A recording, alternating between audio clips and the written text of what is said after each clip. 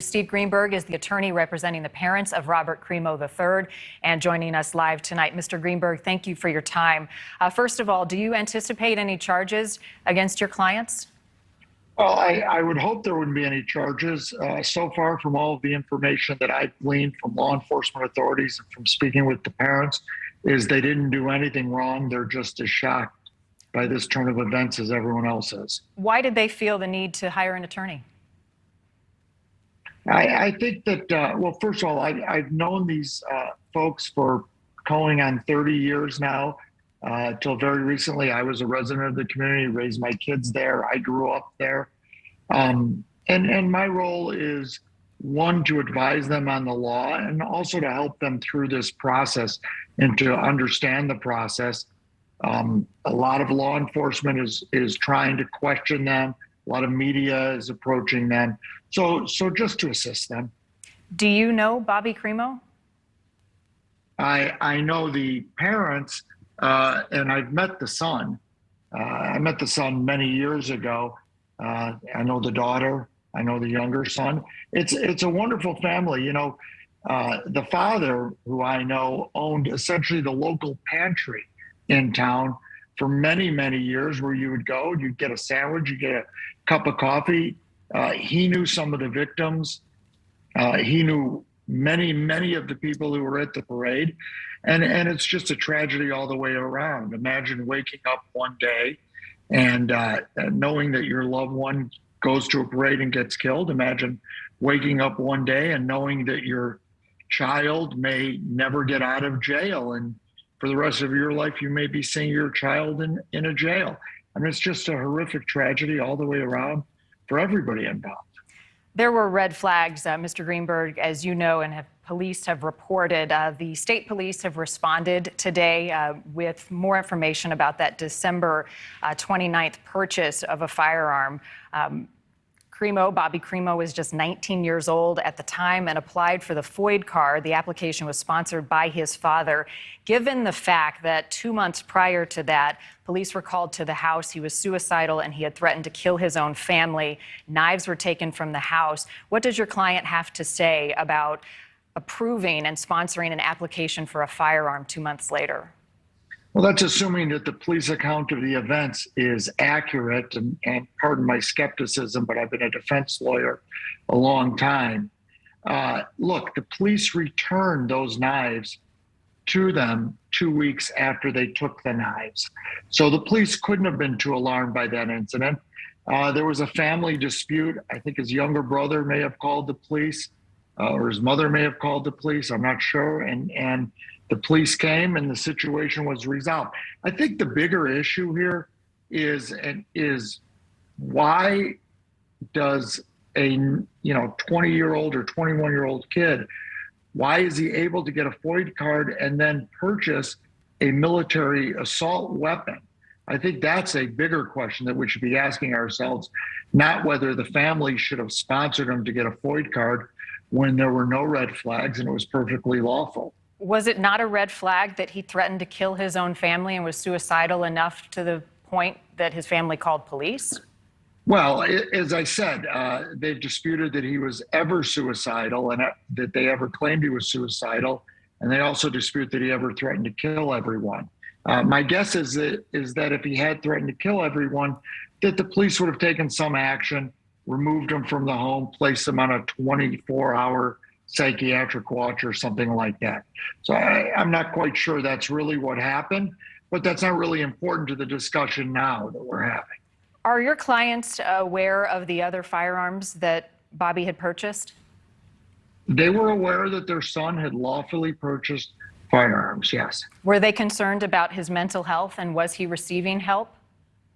Well, again, I don't want to get into specifics of medical care, but I can tell you that the family had no reason to be concerned. Had they seen the social media videos and what he had been posting online?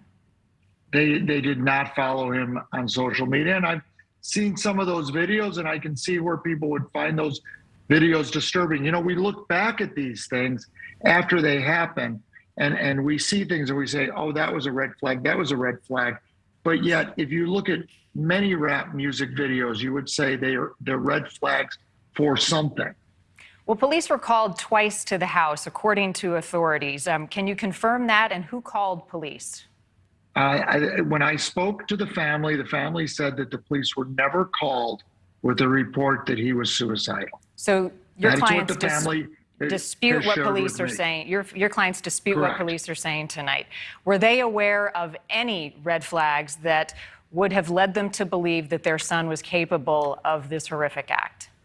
Well, I don't think anyone's ever aware of any red flags that make them think that their son is going to go out in their own community and start shooting people. These were wonderful parents.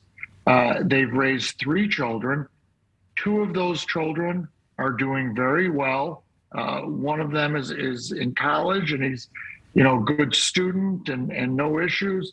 The daughter has graduated college again. She was a good student, no issues, nothing of the sort. This son, he was into the rap music lifestyle. He wanted to be a rapper.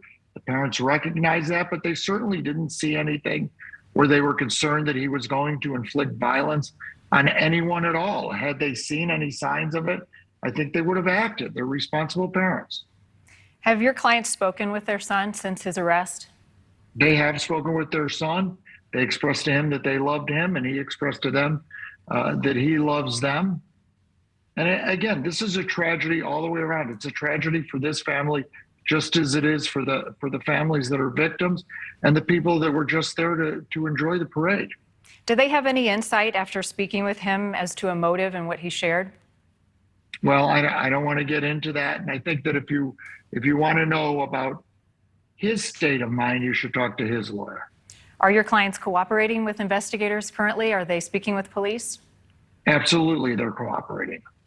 Finally, what would they have to say to the people who have been directly impacted, who have lost loved ones? Highland Park is their home as well. What is their message tonight to the hundreds of people whose lives have been changed? Well, I think that they sympathize with them and their hearts go out to them and they feel for them, and they certainly recognize this as the tragedy it is. And I don't know what else they can do. Unfortunately, they can't undo what's already been done. But they're doing everything they can to cooperate with the investigation. They provided lots of information to the investigating officers yesterday. They provided video that they had and answered all their questions. Before Bobby's arrest, was he currently living at home in Highland Park?